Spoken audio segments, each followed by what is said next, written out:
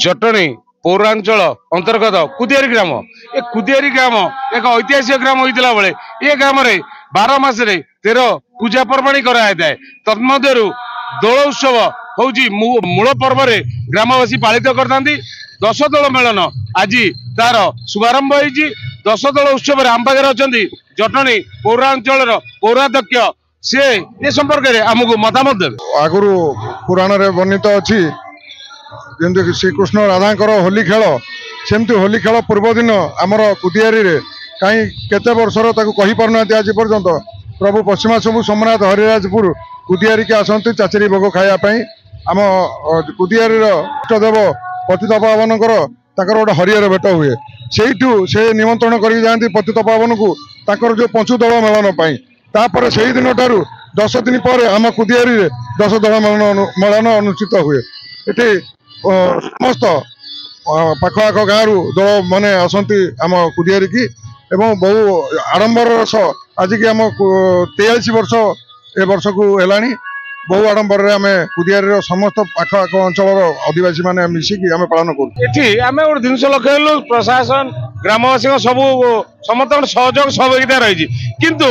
आम गोटे जिन लक्ष्य जो रास्ता निर्माण चलती नूतन रास्ता बर्तमान से रास्ता खालकमा रही आज सन्ध्या वर्षा बादर आहरी नष्ट से संपर्क पौर प्रशासन से सजग रही हुए भल होता से समय कौन कहे मुझे भितर विस्तृत करदेवा चाहे आपण मैंने देखिए आमर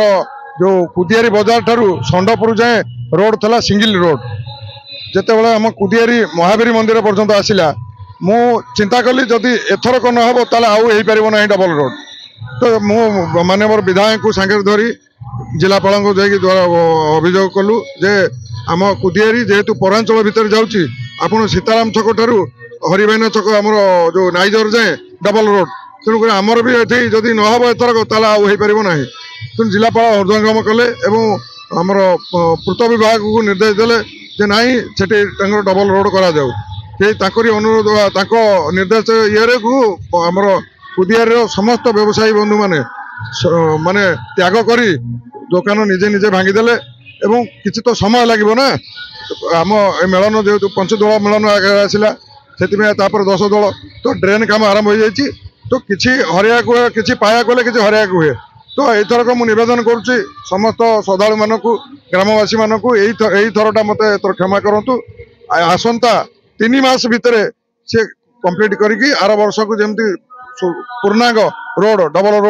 डबल ड्रेन मझीरे स्ट्रीट लाइट रही गोटे सुंदर जटनी रे कुदियारी गोटे सुंदर रोड रे रूपांतरित हम से आपण समस्त मीडिया बंधु मानकर साधारण लोकंर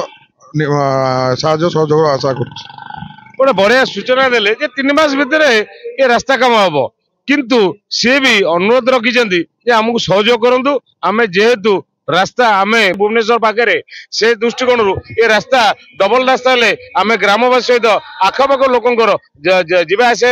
सुविधा सुगम हम किंतु जेहेतु मेलन अच्छी लोकों अभाव असुविधा रही रास्तार जावास भितर से संपर्क भी आमको सूचना देले पौराध्यक्ष।